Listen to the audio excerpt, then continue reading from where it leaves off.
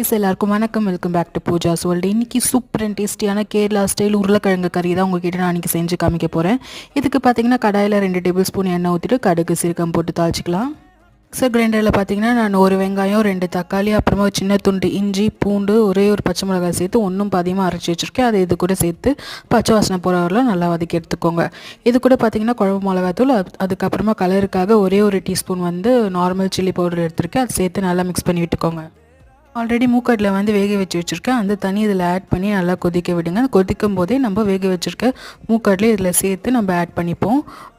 டைமில் நான் ஆல்ரெடி வேக வச்சுருக்க உருளைக்கிழங்கு 4ஆக கட் பண்ணி ஆட் பண்ணிக்கலாம். அதுக்கப்புறமா லெமன் சைஸ் புளி கரைச்சி வச்சுருக்கேன். அதே இது கூட சேர்த்து ஆட் பண்ணி பச்சை வாசனை போகிற கொதிக்க விடுங்க.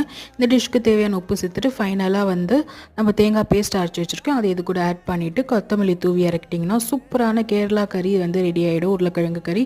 இந்த டிஷ் கண்டிப்பாக பிடிச்சிருந்தா சப்ஸ்கிரைப் பண்ணி சப்போர்ட் பண்ணுங்கள்.